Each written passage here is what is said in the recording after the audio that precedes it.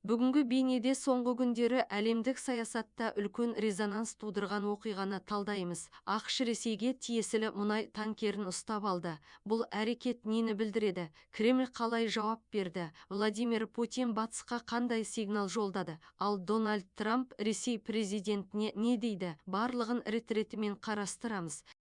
Қаңтар айының басында ақш әскери теңіз күштері Ресейге қатысы бар мұнай танкерін ашық теңізде тоқтатты. Америкалық тараптың мәлімдеуінше, бұл кеме халықаралық санкцияларды бұзып, заңсыз мұнай тасымалдаумен айналысқан. ақш билігінің айтуынша, танкер так называемый көлеңкелі флоттың бір бөлігі болған. Бұл флот санкция салынған елдердің мұнайын жасырын тасымалдау үшін пайдаланылады.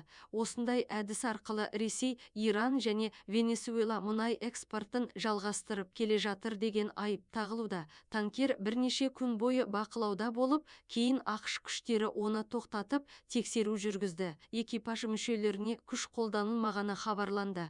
Ресейдің ресми реакциясы: Мәскеу бұл әрекетті өте қатаң қабылдады. Ресей сыртқы істер министрлігі ақшты халықаралық теңіз құқығын өрескел бұзды деп айыптады. Кремльдің пікірінше, танкер бейтарап суларда жүрген және оны тоқтатуға ешқандай заңды негіз болмаған. Ресей тарапы бұл жағдайды қауіпті прецеденті деп атап, мұндай әрекеттер әлемдік теңіз қауіпсіздігіне қауіп төндіреді деді. Сонымен қатар, ақштың бұл қадамы Ресей мен батыс арасындағы онсыз да шиеленіскен қатынасты одан әрі ушықтыруы мүмкін екені айтылды. Айта кетейік, кейінірек ұсталған танкердегі 2 ресейлік теңізші босатылды. Бұл қадам дипломатиялық шиеленісті біршама басаңдатқанымен, негізгі мәселе шешілген жоқ. Владимир Путин батысқа не деді?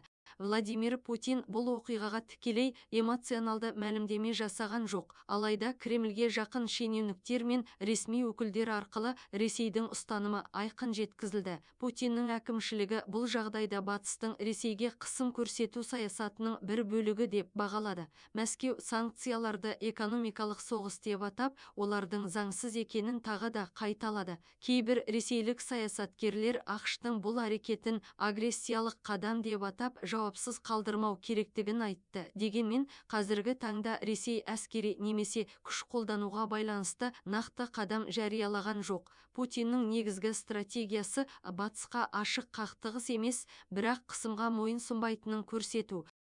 Дональд Трамптың ұстанымы: ақш президенті Дональд Трамп бұл операцияны толық қолдайтынын мәлімдеді. Оның айтуынша, ақш халықаралық санкциялардың орындалуын қамтамасыз етуге міндетті. Трамп әкімшілігі Ресейдің көлеңкелі флотыны әлемдік энергетикалық қауіпсіздікке қауіп төндіретін құрылым деп санайды. Сондықтан мұндай танкерлерге қарсы қатаң шаралар жалғаса береді деген сигнал берілді. Сонымен қатар, Трамп Ресейге тікелей қауіп немесе соғыс туралы мәлімдеме жасаған жоқ. Ол бұл қадамды заң мен тәртіпті сақтау деп сипаттады. ақш президентінің айтуынша, мәселе Ресеймен соғыста емес, санкцияларды бұзуға жол бермеуде. ақш пен Ресей арасындағы шиеленіс геосаяси маңызы. Бұл оқиға ақш пен Ресей арасындағы қатынастың қаншалықты күрделі екенін тағы бір рет көрсетті. Санкциялар, энергетика, теңіз жолдары барлығы үлкен геосаяси ойынның бір бөлігі.